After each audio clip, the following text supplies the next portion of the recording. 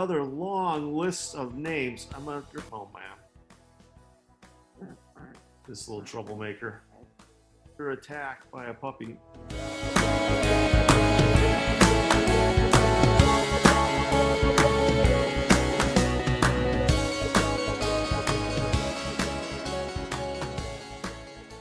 All right.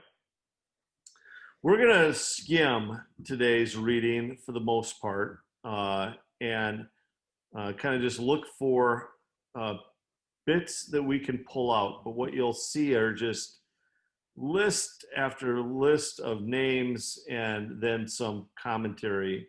And so you see here that the men listed above by name, they were leaders of their clans. So the first group is a group of clan leaders. And their families increased greatly, and they went to the outskirts of Gedor in the East Valley in search of pasture for their flocks. They found rich, good pastures, and land was very spacious, peaceful, and quiet. Some Hamites had lived there formerly. The men whose names were listed came in the days of Hezekiah, king of Judah. They attacked the Hamites and their dwellings, and also the Manites who were there, and completely destroyed them, as is evident to this very day at the reading. They were still gone. Then they settled in their place because there was pastures for their flocks. And 500 of these Simonites, led by that group of people, killed the remaining Amalekites who had escaped, and they have lived there right up to that day. The son of Reuben and the firstborn of Israel, he was the firstborn, but he defiled his father's marriage bed. His rights as firstborn were given to the sons Joseph, son of Israel, so he could not be listed in the genealogical record in accordance with his birthright. And though Judah was the strongest of his brothers and the ruler came from him, the rights of the firstborn belonged to Joseph, though the line of Judah was the line of Christ. So we have a kingly line and the ultimately Christ's line that were different. The sons of Reuben, the firstborn of Israel. And then another long list of names. I'm under attack by a puppy. These are the men that David then puts in charge of the music of the house. The Lord, the Ark of the Covenant that came to rest there. They ministered with music before the tabernacle, the tent meeting, till Solomon built the temple of the Lord in Jerusalem. They performed their duties according to the regulations laid down for them. Here are the men who served together with their sons. And now we go through the worship team. And they had a lot of people on the worship team. I wonder if Levi was the drummer. We got just all of these folks that were serving in the temple and worship and music. And then in 1 Chronicles 6, the fellow Levites were assigned to all the other duties of the tabernacle, the house of God, but Aaron and his descendants were the ones who presented the offerings on the altar of burnt offerings, on the altar of incense, in connection with what was done in the most holy place, making atonement for Israel in accordance with all that Moses, the servant of God, had commanded. These were descendants of Aaron, and a whole bunch of those folks. And what's interesting is how so many of these people, Shanna had noticed, show up on multiple lists. It was like they might have been on the check-in team. They also might have been on the worship team. And some of them actually were on the cleaning team. It was like if we were to create or print out lists of people that are serving at the Journey North, we might have a box, and some people are in multiple boxes, and you'll see that as we continue to scroll, that their names show up multiple times, which is really, really cool to see that they had some people that were like the 80-20 rule might have been a thing then too, that 20% of the people did 80% of the work, and they got recognized in this cataloging of who was serving the temple. And now we're into the territories, and they were assigned descendants of Aaron, who were the Kohathite clan, because the first lot was for them. They were given Hebron in Judah and its surrounding pasture lands, and the fields and villages around the city were given to Caleb. The descendants of Aaron and all those folks, they had some land. The total number of the towns distributed among the uh, Kohathite clans came to 13. The rest of Kohath's descendants were allotted 10 towns from the clans of the half tribe of Manasseh. The descendants of Gershon, clan by clan, were allotted 13 towns from the tribes of Issachar and Asher and Nepathiel, and from parts of the tribe of Manasseh. Descendants of Moriah, clan by clan, they were allotted 12 towns. So they're all given these towns in the hill country of Ephraim. They're given different regions and areas. By Manasseh, they're given their clans were given regions. The Goshites received the following. From the half tribe of Manasseh, they received an area to pasture their sheep and goats. And they're mostly shepherds and goat herders. And there's a whole lot of tribes and pasture lands being distributed.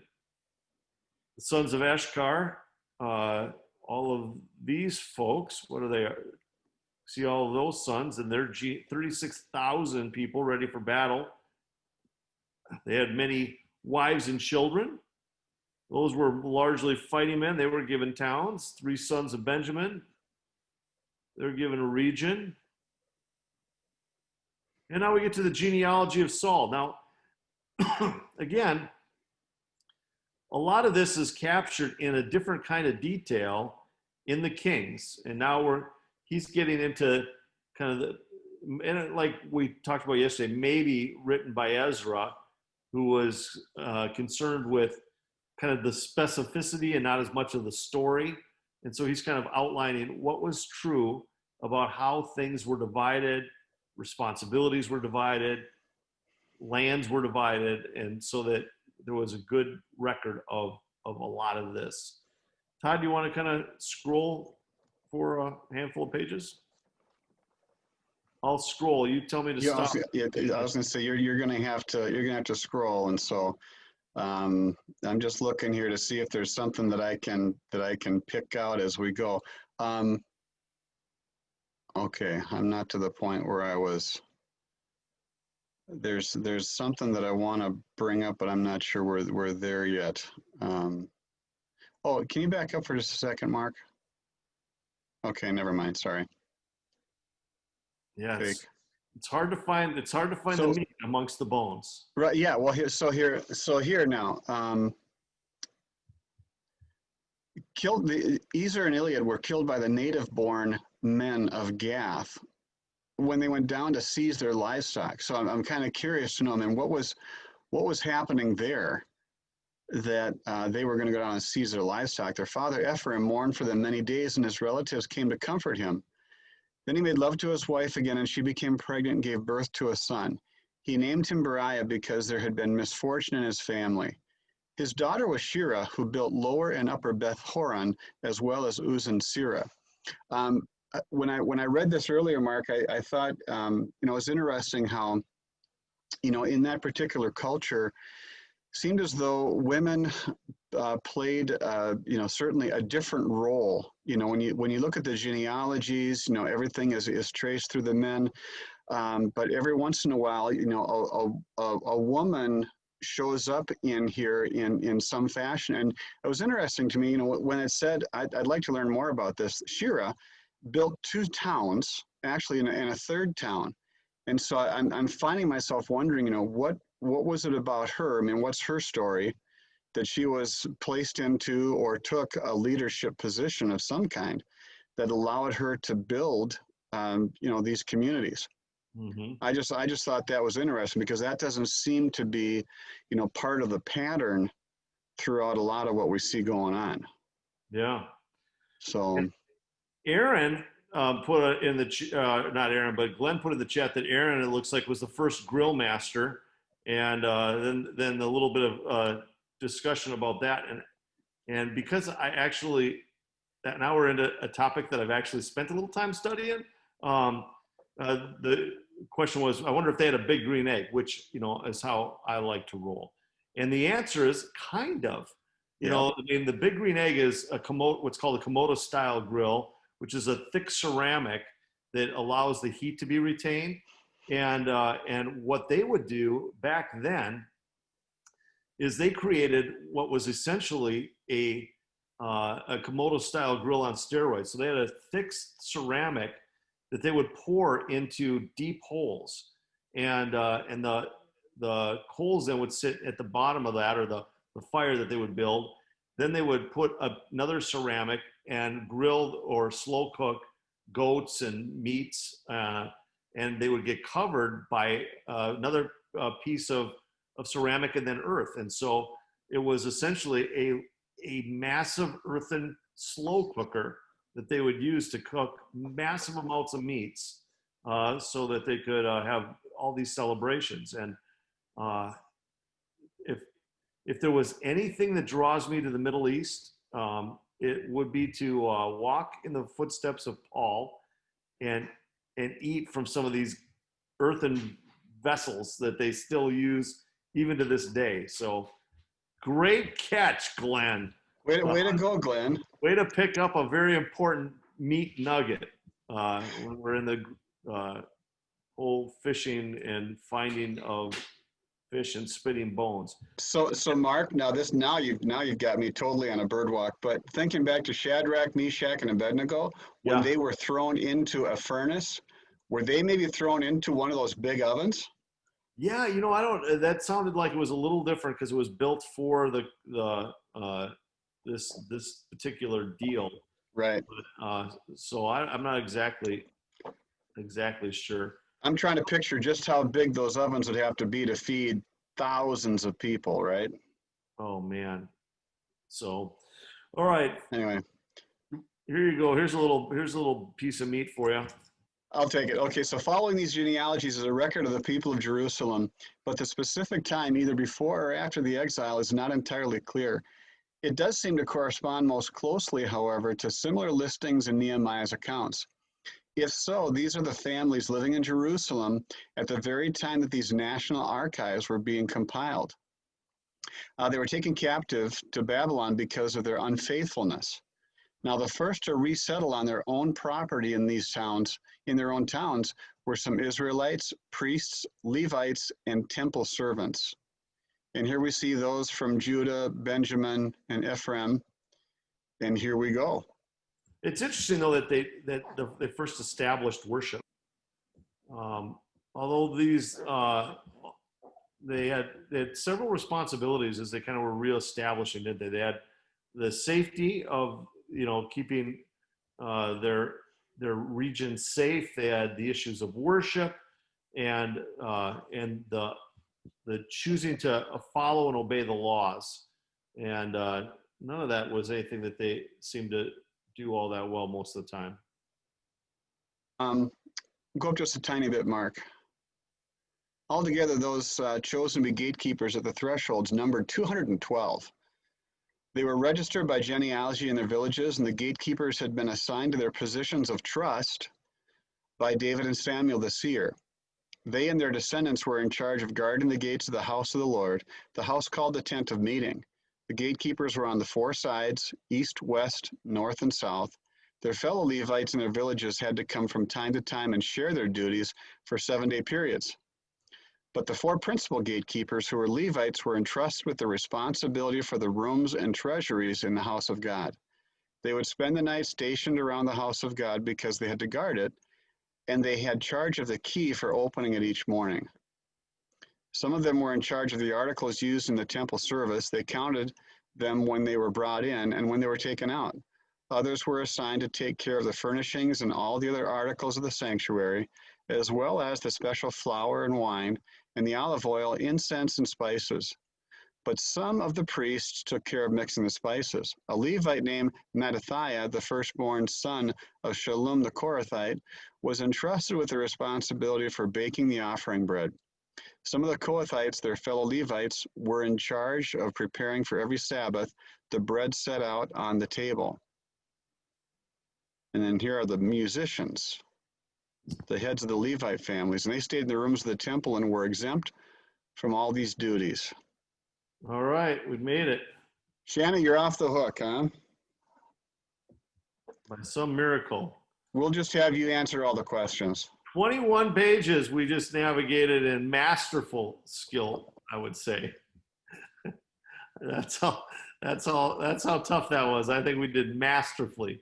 All right, Masterfully. in what ways do children sometimes suffer consequences of their parents' sin? Wow. Um, we had visited before we started, of course, from the reading, we saw what happened with Reuben and his sin and his actions, and how he destroyed opportunities for who knows how many people, because his entire line was exempt because of his, I mean, he was the firstborn. He was the one that should have been set up for everything, right? Yeah. And wound up with nothing. Yeah. Shanna, what do you think? Yeah, I think there is an expectation or a judgment on offspring of those that know their lineage. So, if you're born into, intelligence and success and wealth, that is just determined probably that you have it easy.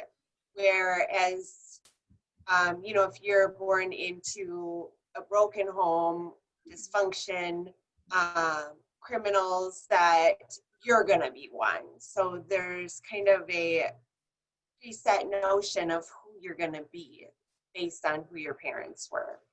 And that can be good or bad, right, Shanna? Well, it's not quite fair because you don't really get a chance to know the individual. Yeah. And then they don't really get to know themselves either because they're set on this path based on the exposure.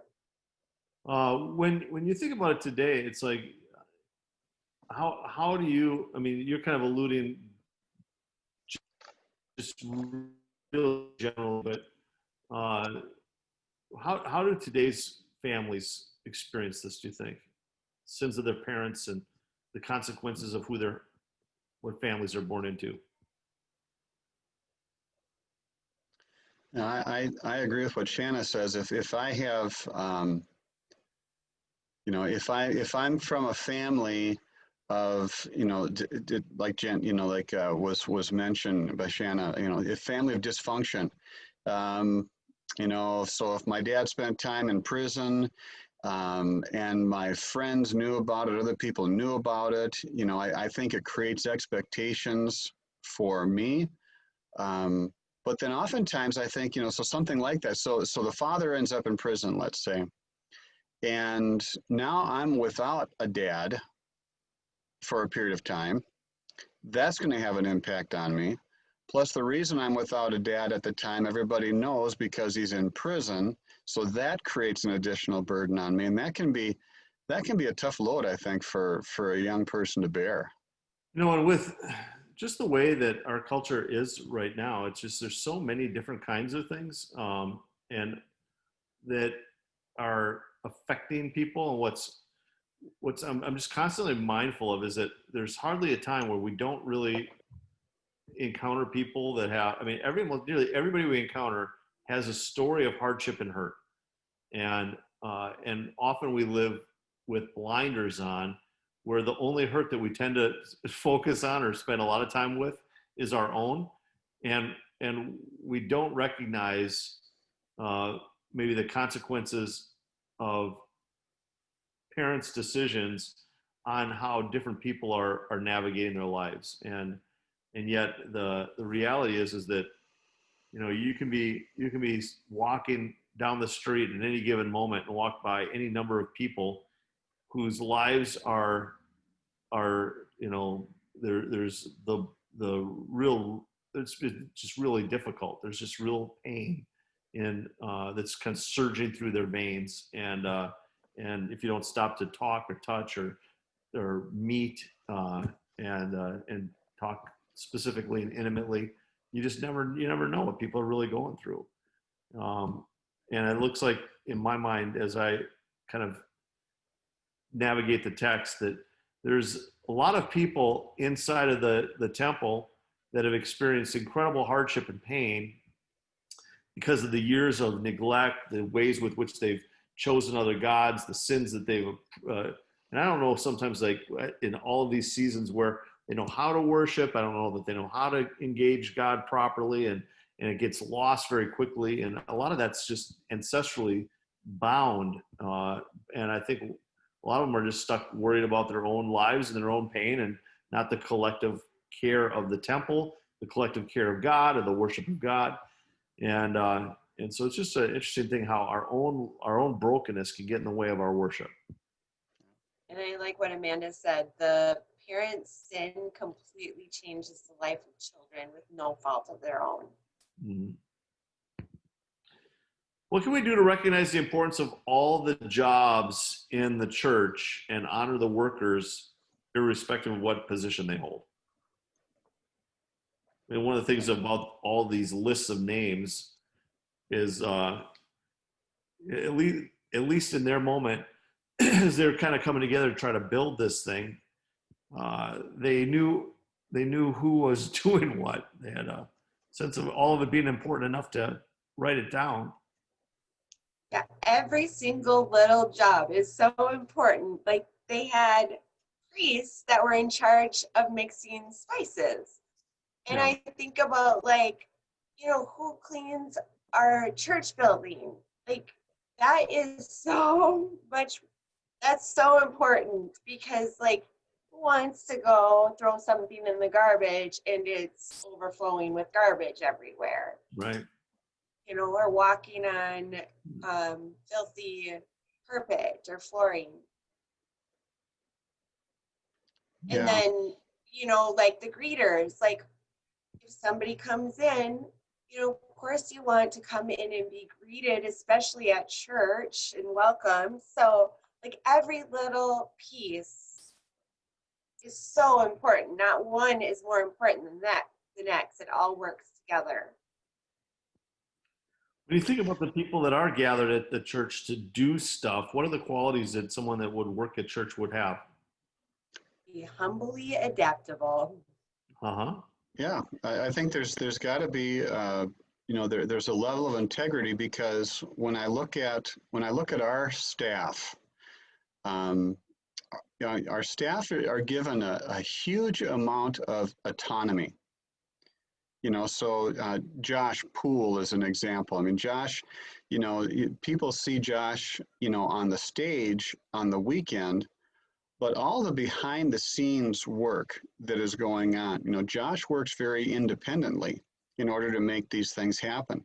When you talk about, Shannon, when you talk about the cleanliness of a building, we've got Amy, who is phenomenal. And Amy is here, when no one else is, working on her own and making it happen, right? And so I think, that ability, obviously, to work hard, and Deb cleans the toilets. Yeah. And I'm going to jump back, Mark, just for a second to that second one, if I could, because when you consider, I don't know if people realize we have a staff of 12. We've got 12 paid staff. 4 of them are full-time. The rest are part-time. But at any given weekend, I mentioned in the information video this weekend, we need about 100 people, I would say at minimum, to make the services go as smoothly as we can. So we really have a staff, so to speak, of paid and unpaid people. It takes about 120 to 130 people or more to run the church. On And the so weekend. Just on the weekend. That's just on the weekends, yeah. That if we don't have the slew of volunteers that we have willing to step up, I think of, Shannon, I think of you and Matt and the various roles that you two play, and there are many others, and many in the chat, Amanda and Dustin, and the list just goes on, of people who are willing to step in. And maybe the quality of a worker in the church, that willingness to serve, I guess, is where I'm really heading with that whole thing. Willingness to serve, to meet the needs of the church. Yeah. And there's really like 200 and some 220, I think, different volunteer slots. 112. 212? Yeah. Is that Give or what it take. is? That's 200, what they wrote. who wrote that? Well, Ezra or Nehemiah. Oh, we have 200, we have Oh, 220 at our church. Yeah. oh, okay. Who Yeah. wrote that? Yeah. So we have right now on any given week, there's 212 volunteers that are needed to make the ministry at the Journey North happen. They had 212 volunteers. I didn't even know that. That's awesome. So, like with Ruby's Pantry, we run like just at our best, optimal at about 78 volunteers. In the Yeah. last 2 months, we've been at like 28. And you can tell, like, we get to the end and we're all pretty ragged Yeah. and there's no like stop. It's go as fast as you can. So, I mean, we're all, like Jenny said, joyful heart is definitely for question 3, a quality that is seen throughout. And I mean, nobody is taking a break and there's no like stop and visit. Like when we have 78, you get those moments of pauses to visit and catch up from the month prior. And so I just think like how every person truly does matter and count. Like we need each other. Yeah. It makes doing ministry during a pandemic really, really tough when you can't get volunteers to show up at things. It's really, really hard. And I'm not sure exactly all of why they, listed people the way they did on their ledger here. But here you got some people that were performing, worship and music, and you'll see some names and all these different folks, and then you see their names show up again in different roles over here, and same names, same families, and now they're working at not just music. Now they're doing atonements, and you've got them showing up again as people that were doing some teaching, and you got a few of them that are showing up to mince and separate spices. And so their names show up on these, so as you read a section like this, and Shannon was like, yeah, it feels like we're in deja vu. It's like we're reading the same names over and over again. And the answer is yeah, because a lot of times inside of their experience and ours, you wind up with the Shannas and Matts who are serving in the check-in and at Ruby's Pantry.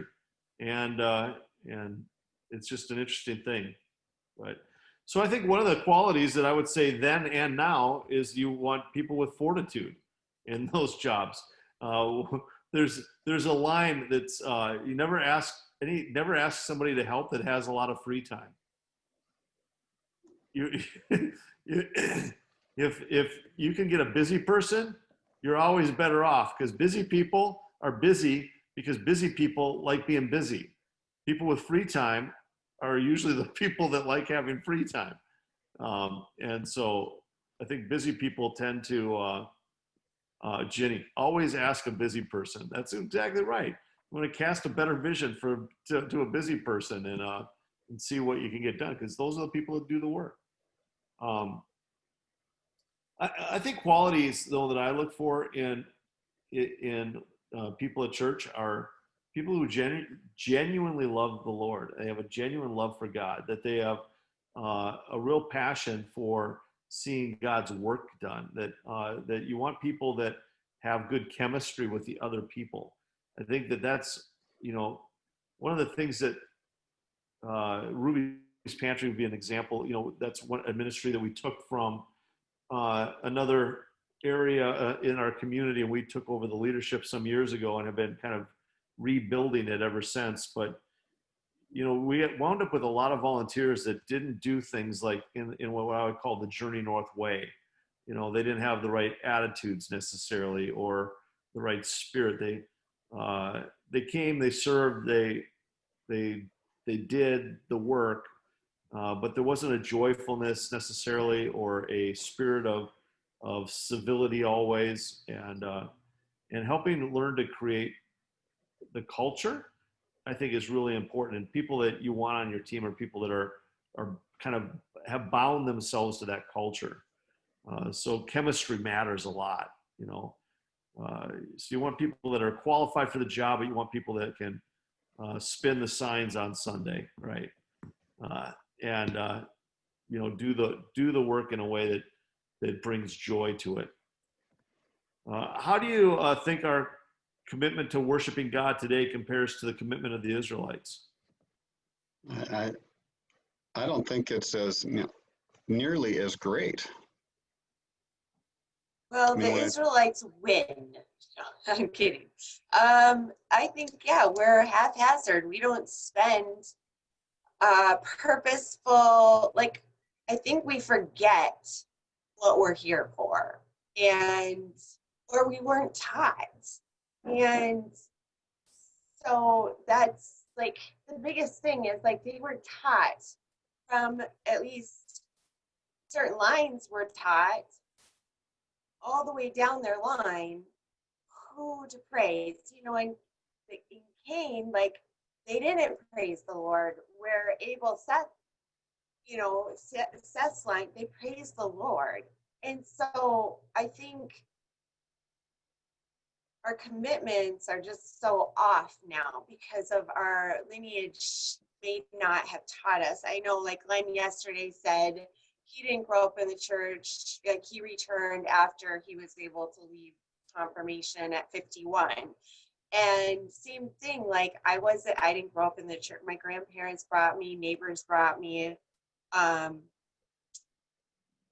different people in the community. Like how random, like my mom just let us go with whoever came and picked us up and we grew up going to all the churches, like we grew up going to Calvary Baptist before it was West Side, and St. James Catholic, and all, Wednesday morning was religious release. So like we weren't taught so it took a long time for me to get it together and figure out what it is that I'm supposed to be doing, and why I was created and who the Lord is, and really establish a relationship with him, because my exposure was just chaos and not straightforward, but it was still good.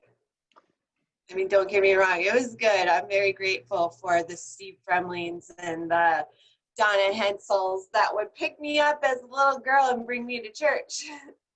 I did not make the connection that Donna Hensel and the Fremlings were part of that story for you. Yeah, they were. They were my Awana leaders when I was little. So how crazy is it in your mind that then, what you might not know is Shanna owns a construction company with her husband called Fortress Builds, and we hired them to renovate the building I did not make that connection. Yeah. That building was the building with which we merged and then created the Journey North, and your company built the church built both of our churches really. And so you had the Hensels speaking into your life, and somehow as a roundabout story, God allowed you to be part of rebuilding the way that would look. It's just amazing. It is so amazing. There's a miracle story here that I just got clued in on, that I just think, it's like, all those years ago, the Friendlies and the Hensels were having an impact that is that story. That's a story that needs 30 years ago, I was getting picked up by them as a little 9-year-old. You know what? This was a tough reading and a tough Bible study, and that just made it worth it for me, just learning that. So Very, very cool.